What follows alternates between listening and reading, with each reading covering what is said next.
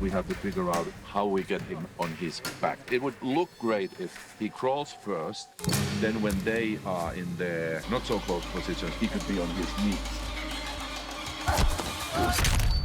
And cut! Very good.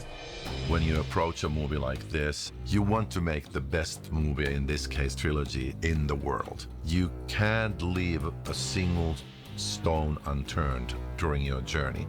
As a filmmaker, if you're serious, you have to care about everything, and you want the best cameraman and the team that is going to support you. This is a chance of a lifetime to tell a complex psychological story and do something special. So it's reflected in every choice of the color of the sets, every choice of camera and lighting. We wanted to give audience members really highly elevated horror. You know, not campy horror, but really smart, really raw, really grounded in truth. And Rennie, working closely with his DP, they really created the color palette, the feel, the lighting, the mood, and the eeriness. They told me that the movie was going to be directed by Ronnie Harlin, and that got my attention as Ronnie and I discussed the 2008 movie Strangers, and we agreed that, okay, the first movie is great, but this is something else. This is not a slasher. This is not a gore film. This is suspense. It's supposed to be, you know, very much on the realm of reality. And to everybody that came on, Rennie, everybody on the crew, from moment number one, I always said, we're never going to cross that line of reality so that the fantasy is broken for the audience. We must always stay there. The movie starts very normal and feeling very safe, and the grass is green and the clothes look normal. It looks like just normal life. And then in the course of the first movie, the colors start changing.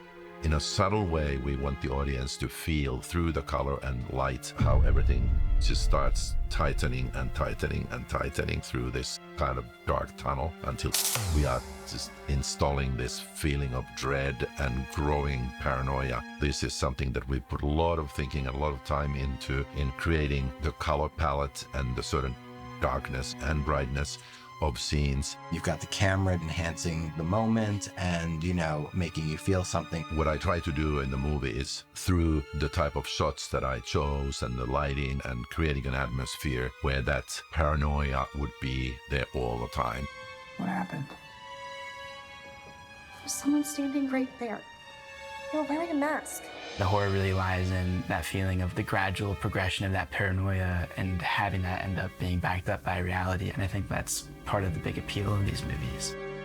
Ah, civilization. Venus, Oregon. I bet the people who live here are really happy. In creating the town of Venus, everything has to feel super authentic, super real. And I think that adds also to the eeriness of it. This was built. This is a crazy thing to have built.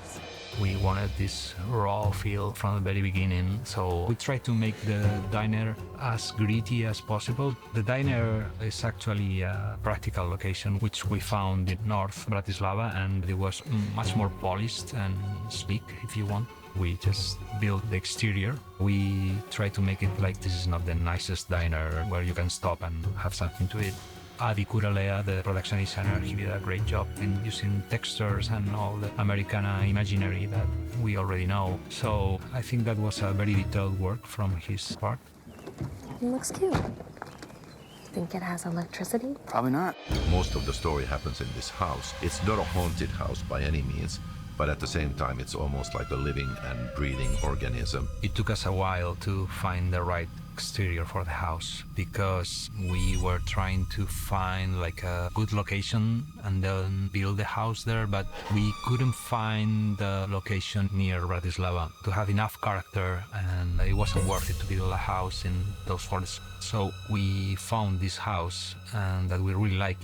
It didn't have the scale that we wanted, but it was a very mysterious location. Since the exterior of the house was smaller and you only see it mainly at night, we decided to make a two-story house and make it bigger on the interior of the set in an abandoned warehouse outside Bratislava, because we knew that we were going to spend like a decent amount of time in that house for movie one. We wanted to have a big living room because the main action takes place there, especially the ending of movie 1, which I think Adi, the production designer, he did a great job. The art department has created these sets that feel very real, balancing the feeling of like you're in your home, this place that's supposed to feel comfortable, with like the plethora of dead animals hung up on the wall and the skeletons and just like a slightly off feeling. This house has a raised foundation. What? Crawl space. I remember one scene that the actors, Maya and Ryan, they are crawling on this crawling space and underneath the house. That was a very, very tough sequence, especially for the actors, because literally they have like less than 4 feet from the ground. So we needed to go very real on that scene. And then we have a crane shot and we boom up and then we find the pinup girl. So we needed to tie both the basement and the house at the same time, and we built a specific part of the set just because of that shot. So we connect our protagonists with the bad guys.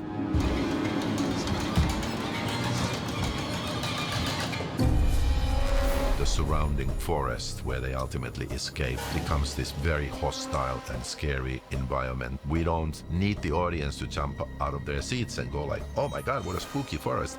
But psychologically, we hope that we are experiencing a very scary, very bleak and threatening world that Maya is going through. This nightmare feel of the forest is very important. It's another character in this movie. And I felt that we needed to have a bigger scope, more cinematic in a way. Rennie and I agreed about the aspect ratio, about shooting with anamorphic lenses, all those things that can give you the more cinematic patina to it. And from my perspective, when you shoot with anamorphic lenses like I did, suddenly you are telling the audience, okay, this is something different. Ryan, go now! The first Strangers, it's more about the couple, but as the movie progresses, this is Maya's journey, and the camera follows her all the time during the movie. One of the sort of leading principles for me was that it is seen through Maya's, our main protagonist's, eyes. Even her relationship with her fiancé, her experience of this town, her experience of the horror, the terror. I try to create a feeling where the audience is her all the time, and that affects how you shoot the scenes. For me, a lot of the language had to do with extreme close-ups of her eyes and really sort of going inside her head and her experience and how it feels to be her. I hope that that will come through for the audience, and when they sit in the theater, they would feel like they are her. They live together, the actors and the camera, but there's so many things that you don't even think about that create that. We wanted to live more in the shot, not so many cuts. Then you are in Maya's face and you don't know what's going on, because again, this is Maya's journey and working with Mats. I usually set the 3 cameras before she comes to set, but I always leave a certain margin of freedom for her to provide something else, and I think with Rennie we agreed that we needed to have that because it's her movie. She was my guide in terms of, okay, let's see what she does, and then let's place the cameras. And then I don't even know if he, like, I mean, maybe when she makes it, he can come towards me, but I always imagined having that hand up here for this like cool shot of the nail coming out and me kind of like crying and like, yeah. Movie 1, you are discovering the strangers little by little, and it's a progression. At the beginning you don't see them at all. We were playing with reflections in the mirrors and shadows, and then suddenly you see pieces of them. You have to dig in the image just to know more, and sometimes you have like a long shot and the bad guy's in the mirror and you don't notice it at the very beginning, but he's there. Or you have a establisher of the house, but Dollface, it's in one of the windows as a silhouette. So all these things add a lot of suspense to the movie. And then at the end of the movie 1, they are fully exposed.